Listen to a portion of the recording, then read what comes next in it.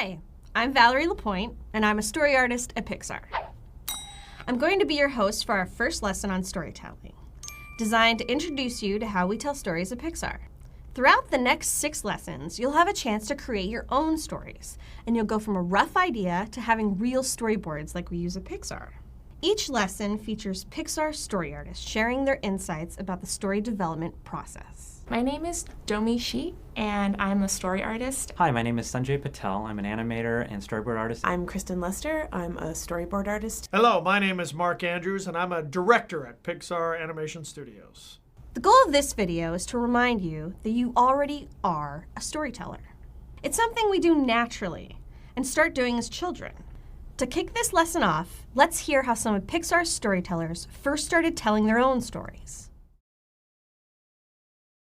Out on the playground, where you're making up stories, or playing in the backyard where we're making up whole worlds. From then on, I started drawing my own comic books, and I would fake being sick to stay home from school so I could draw my comic books and come up with my stories. What I did is I would take a drawing of Betty and Veronica that was in the comic books, and I would trace it, and then I would draw fashion on them, and I did this thing called Betty and Veronica Fashions.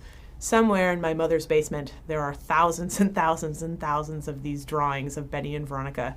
These poster assignments that my art teacher would give me in high school, and even in junior high school as well, they were always around a theme of American history. And so the idea of this kind of homework of doing American history in a visual form was the first avenue into telling stories in just one picture. When I was really young, I would draw pictures and I would show them to people and they would react, and I'd really like that. Like, I love getting reactions out of people with the things that I drew and the stories that I tell. And I wanted to get more reactions out of people, so I drew more and more and more. I have to say, growing up, I felt like I had no ideas. I was just the most unoriginal.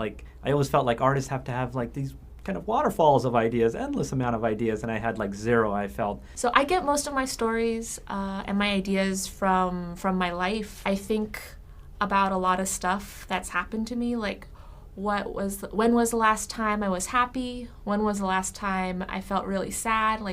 When was the last time I cried or I got really angry? Most of my stories originate from my own personal experiences. And I think there's a touchstone there that is very important to the storyteller to find, because it makes us honest.